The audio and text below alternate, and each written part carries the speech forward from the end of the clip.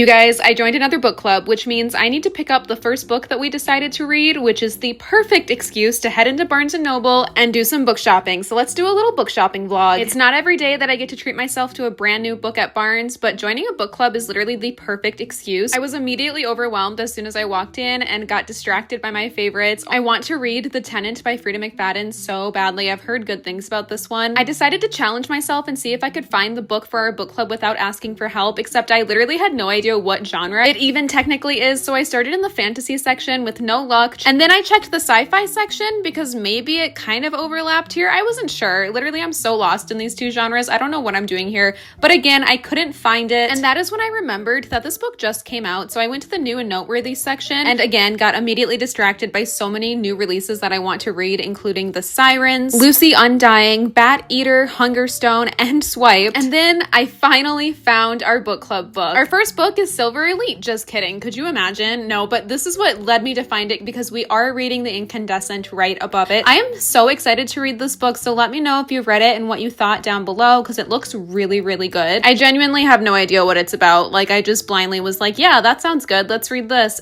But that's how I prefer to go into books, so I'm very excited to see what this one entails. I think it's about like a magic school and all of that. I did have to check out Silver Elite though, just with all the discourse about it. I wanted to see if I could guess who the like secret author is that wrote underneath a pen name. A lot of people online kind of give their guesses based on the writing, so I wanted to see if I could guess who wrote this, and honestly, unless their writing style and range is vast, I couldn't tell. I don't think it's who we all think it is based on this writing, unless she hired the same ghostwriter that she hired to write Verity, but that's a whole other conspiracy theory that I believe in. Now that the mission is accomplished and we've got our book club book, I headed over to another favorite section of mine to browse, and by how colorful all of the spines are, you could probably guess, but welcome to the romance section. Not gonna lie, I did have a full-on self-timer photo shoot in here, and I'm surprised that nobody walked by. I would have been so embarrassed, but I got very, very lucky, looked at so many new books. I'm only allowing myself to buy this one book tonight, so everything I'm looking at is kind of just for inspo, mental notes, kind of like what I want to buy later on. My birthday is coming up, so, you know, I gotta prep and see if there's any books I want to ask for, but then it started to get tough not to buy anything, so we had to leave. I also love the idea of putting books with like summer decor. I feel like this is new, but chef's kiss to whoever came up with this because it works so well. I also really wanted to get these retro sours. My book club and I are reading 100 pages a week of this, so if you want to follow along, feel free. I almost had a heart attack though when I got back to my car because whoever did this, I literally thought I was about to get like trafficked. If you're a business, please do not do this. One way to not get my business is to do this, just saying. My total tonight came out to $22.65, but since it was Memorial Day weekend, I got double stamps, and if I'm going to buy a brand new book from Barnes, I'm glad that I got double the stamps with it. But thanks for watching and follow for more. Bye!